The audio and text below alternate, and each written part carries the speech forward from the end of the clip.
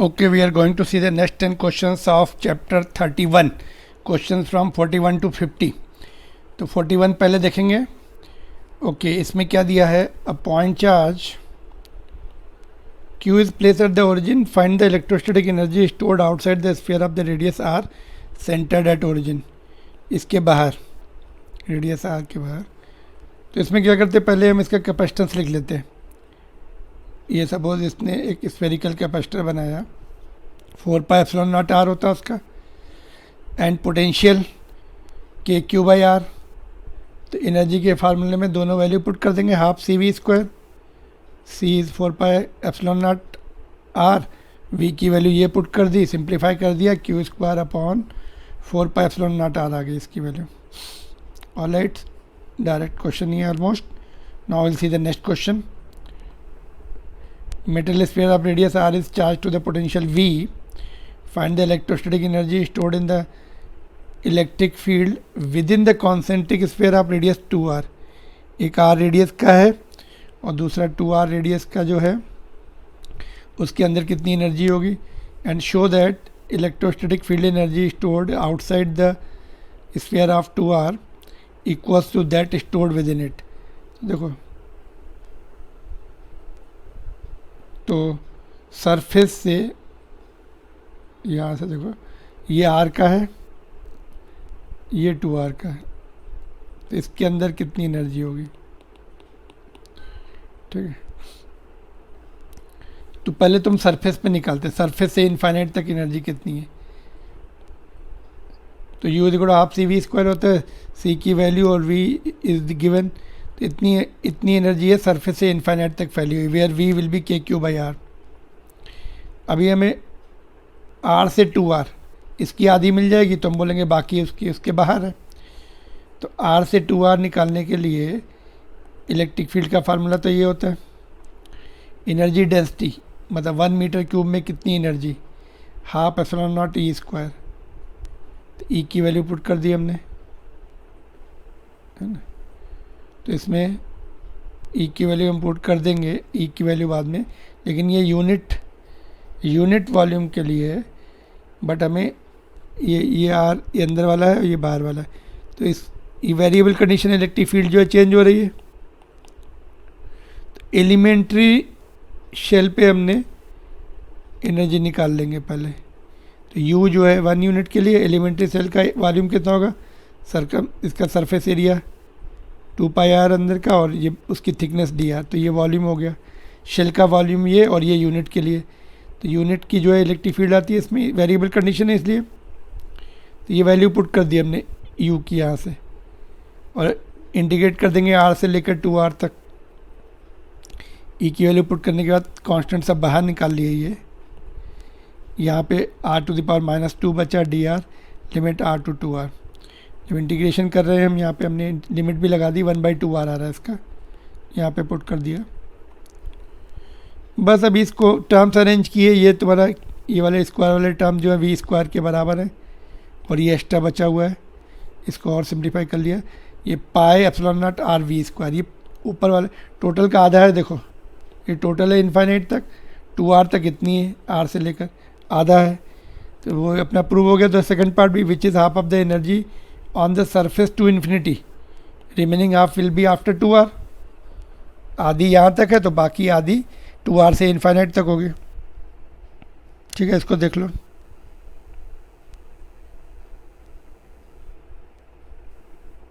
Okay, like this I am holding.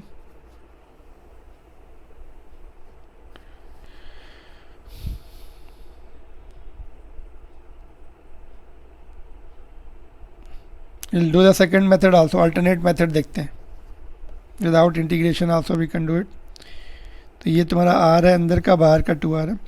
तो energy from r to 2r निकालनी है. तो कैपेसिटेंस निकाल लिया इसका, r स्पेरिकल कैपेसिटेंस का फार्मूला लगा दिया, r1 r है, r2 2r है, सिंप्लीफाई किया तो इतना आ गया वैल्यू पुट करके. पोटेंशियल डिफरेंस निकाल लिया, यहाँ पर v दिया है तो डबल डिस्टेंस पर v/2 हो जाएगा. तो पोटेंशियल डिफरेंस v/2, दोनों का डिफरेंस निकालेंगे तो v/2 आ जाएगा. तो ये डेल्टा v एंड c मिल गया, इसमें वैल्यू पुट कर दो, सिंप्लीफाई कर दो. u1 जो है pi epsilon naught R V square 2R तक इतना आ गया और उसके बाहर भी इतने आना चाहिए इक्वल बोला। तो let us see energy from 2R to infinity. Capacitance अभी आइसोलेटेड स्फीयर का 2R रेडियस का स्फीयर का इतना कैपेसिटेंस। पोटेंशियल उसकी सरफेस पे V/2 है, इनफाइनाइट पे 0 है, बाकी इनफाइनाइट तक जा रहा है। इसका भी स्फेरिकल जो कैपेसिटर होता है उसका सेकंड कंडक्टर इन्फिनिटी पर होता है, R2 इज़ इनफाइनाइट। तो यही आता है। फिर चेंज ऑफ पोटेंशियल डिफरेंस निकाल लिया, V/2 है, बस इसमें वैल्यू पुट कर दी दोबारा से, U2 मिल जाएगा हमें इतना। 2R से लेकर इनफाइनाइट तक इतनी एनर्जी है, तो दोनों इक्वल हैं। मतलब आधी जो है R से 2R तक है, बाकी आधी इनफाइनाइट तक है। मतलब बहुत ड्रास्टिकली डिक्रीज हो रही। 2R पे तो आधी हो गई, बाकी जो है आधी धीरे धीरे इंक्रीज हो रही, डिक्रीज हो रही सॉरी। बाकी जो आधी है इनफाइनाइट पे जाके 0 हो रही। ऑलराइट, तो इसका देख लो सोल्यूशन।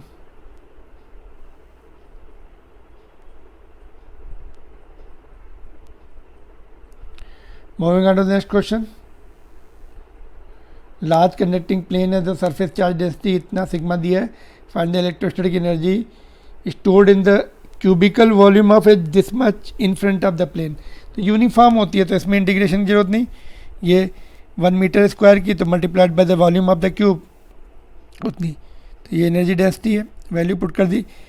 कंडक्टिंग प्लेट की जो फील्ड होती है सिग्मा अपॉन एप्सिलॉन नॉट होती है, स्क्वायर है तो यहाँ भी स्क्वायर हो गया, L क्यूब।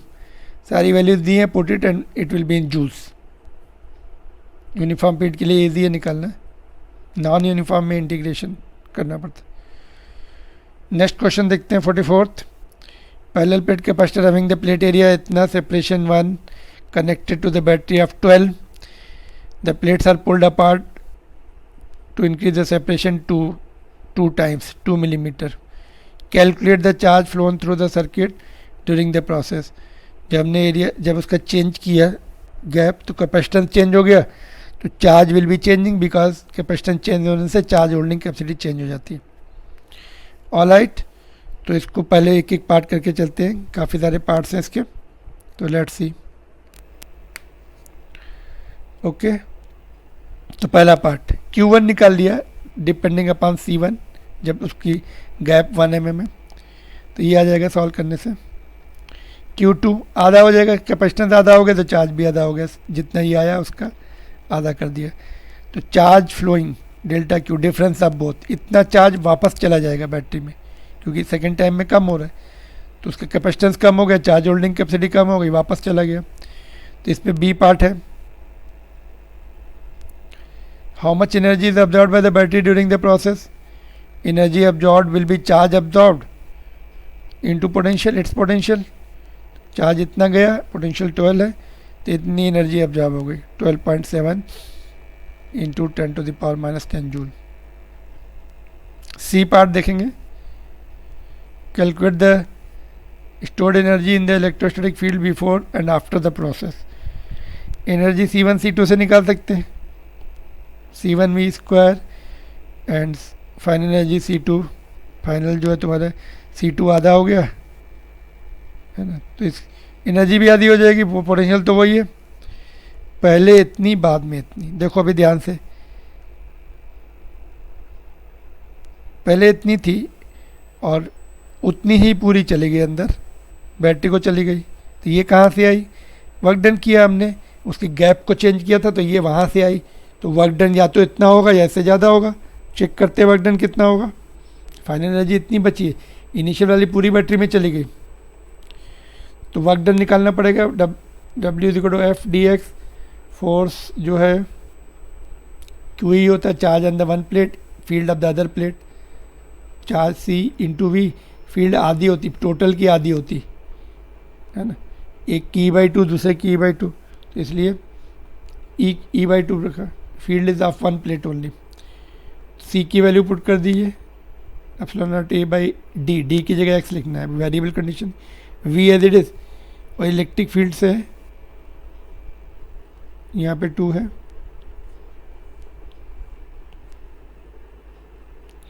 ये वाला 2 रहेगा।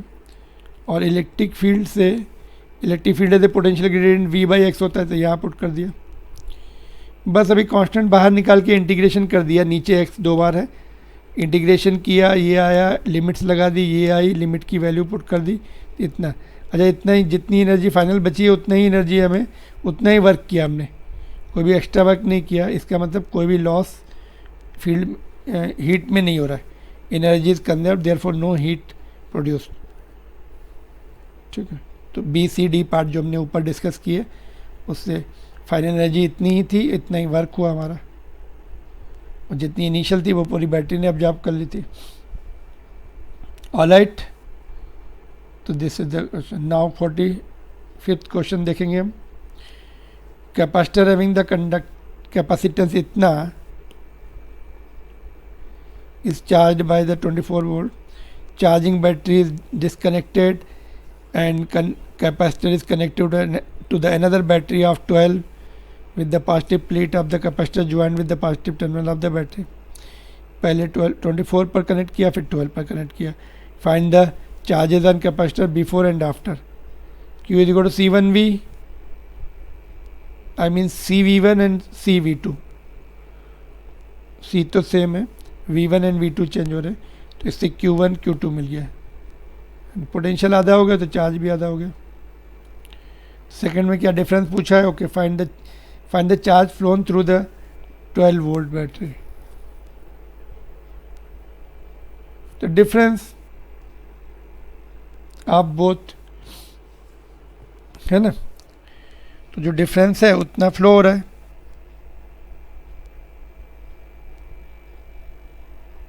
जितना फाइनल आ गया इनिशियल के साथ जो है Q1 माइनस Q2 है ना, पहले इतना था अभी इतना रह गया है ना, तो बाकी जो है बैटरी में फ्लो हुआ। एक्चुअली डिफरेंस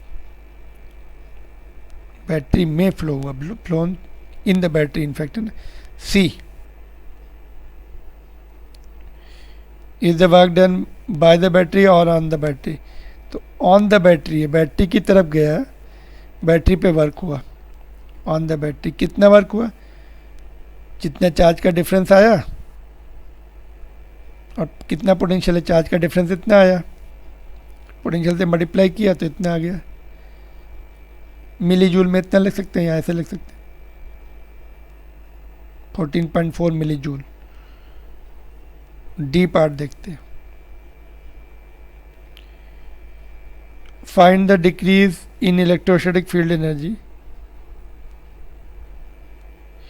डिक्रीज तो निकाल लो initial and final in half C V square से।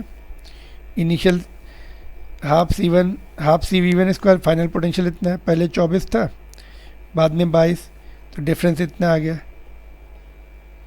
इतनी डिक्रीज हो, इतना चेंज हो गया है ना। तो बैटरी पे वर्क डन कितना हुआ?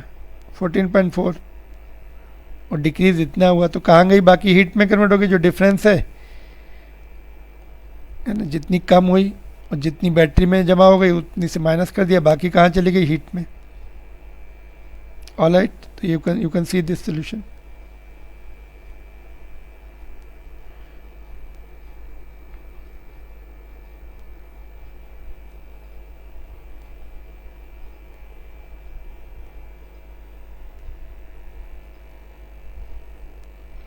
Now next question देखेंगे।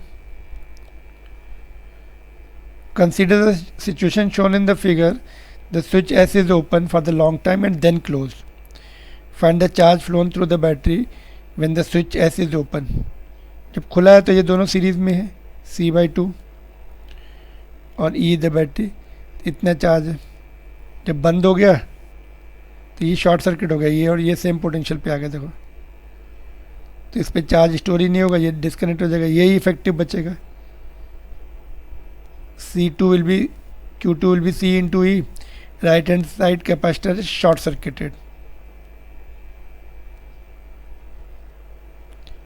B पार्ट देखेंगे इसका। Find the work done by the battery. तो डिफरेंस ऑफ चार्ज निकाल लो पहले, कितना एक्स्ट्रा चार्ज भेजा उतने इतना, उसको ई से EMF ऑफ बैटरी से मल्टीप्लाई कर दो, इतना वर्क डन करना पड़ेगा उसको, half CE square.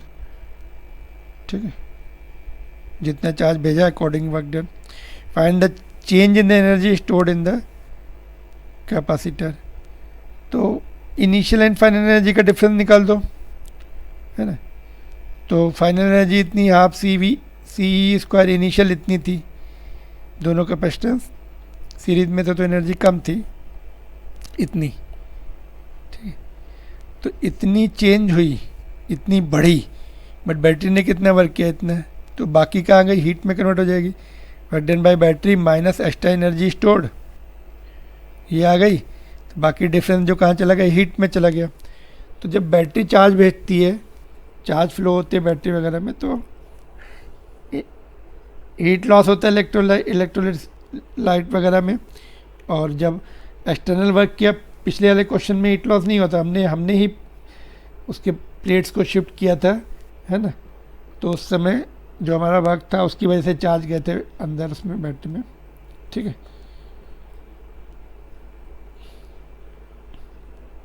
47th capacitor of capacitance इतना is charged to the 24 and another capacitance of this much is charged to by 12 volt. Find the energy stored in each capacitor, half C1 V1 square is and half C2 V2 square। से इतनी energy आई, initial energy हो गई, ये total हमें काम आएगी last में, इतनी एनर्जी हमें इनिशियल एनर्जी है, विल नीड इट, दोनों का सम। The positive plates of the first capacitor is now connected to the negative plates of the second capacitor and vice versa. Find the new charges on the capacitor। तो conservation of charge से हम निकालेंगे initial total charge and final, दोनों equal लेंगे। तो final में हमने क्या लिखा, डी डिस्ट्रीब्यूट हो जाएंगे Q1 dash plus Q2 dash. Initial में देखो एक का पॉजिटिव दूसरे का नेगेटिव, एडिटिविटी प्रॉपर्टी से ऐड होंगे, प्लस माइनस होकर जो बचे उतने होंगे। Additivity property Q1 minus Q2। और इसमें देखो कॉमन पोटेंशियल, हम कनेक्ट कर देते हैं दोनों कैपेसिटर को, तो ये कॉमन पोटेंशियल आता है, इनके बीच में चार्जेस फ्लो होंगे, एक कॉमन पोटेंशियल सेट हो जाएगा, उसके बाद चार्जेस फ्लो होना बंद हो जाते हैं। तो सेकंड केस में कॉमन पोटेंशियल VC है, C1 VC plus C2 VC common potential, initially C1 V1 and C2 VT था, बीच में माइनस भी है। तो इसमें वैल्यू पुट करके जब हम सॉल्व करते हैं, VC जो कॉमन पोटेंशियल 48/11 डिक्रीज हो जाएगा, पहले से लॉस होगा कुछ एनर्जी, तो इतना सेट हो जाएगा कॉमन पोटेंशियल, है ना। इसको सॉल्व करके देखो, कैपेसिटेंस दिए हैं, V1 V2 दिया था, कॉमन पोटेंशियल निकाल लिया। अभी न्यू चार्जेस निकाल सकते, कॉमन पोटेंशियल मिल गया, new charges will be C1 VC first capacitor पे, दूसरे पे C2 VC, तो नए चार्जेस निकाल लिए। तो लॉस निकालना अभी, तो लॉस का एक डायरेक्ट फार्मूला भी है, नहीं तो क्या करो, पहले हम बिना फार्मूला के देखते हैं। Loss is initial minus final, initial ये दोनों एनर्जी U1 V1 मैंने बताया काम आएंगी, ये ऐड कर ली, फाइनल इतनी बची है, फाइनल एनर्जी हमें निकाली यहाँ से कॉमन पोटेंशियल से,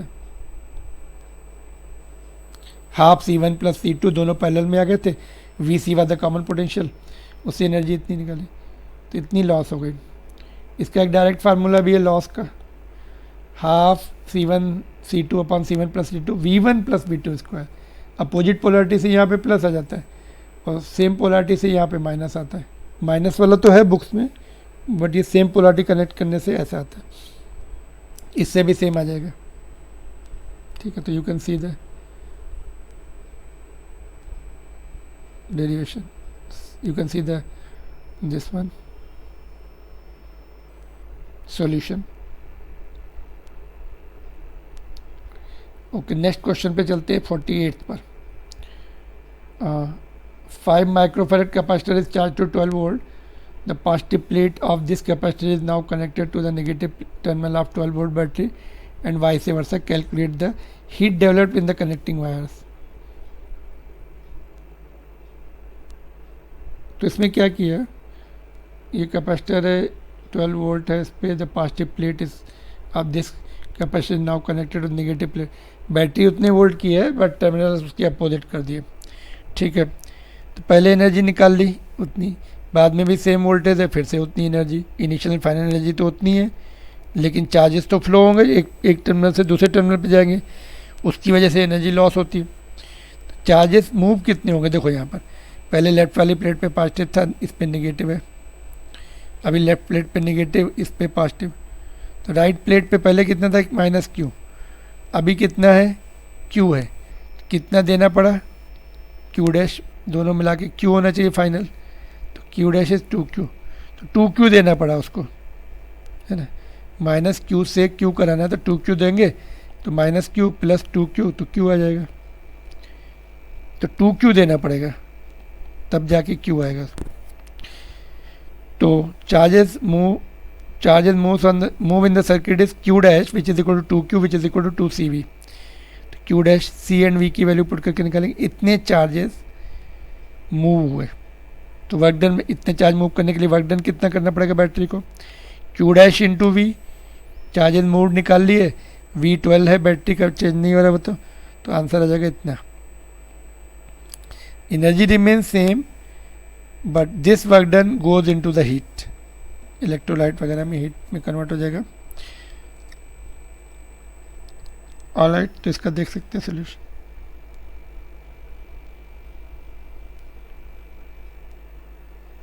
नेक्स्ट क्वेश्चन देखेंगे, the two square faces of the rectangular dielectric slab, dielectric constant 4, अब डायमेंशन इतना एंड इतना, ये उसका एरिया देगा, इससे डी आ जाएगा, गैप बिटवीन द प्लेट्स आ जाएगा। आर मेटल कोटेड, यहाँ पे मेटल लगा दिया हमने, डायलेक्ट्रिक स्लैब है और हमने मेटल कोटिंग कर दी, इधर से एल्युमिनियम फॉयल लगा दी। Find the capacitance between the coated surface, तो ये फुल्ली फिल्ड डायलेक्ट्रिक कैपेसिटर बन गया, K epsilon naught A by D, K epsilon naught की वैल्यू पुट कर दी ए, ये वाले जो बड़ी साइड होंगे ऐसे,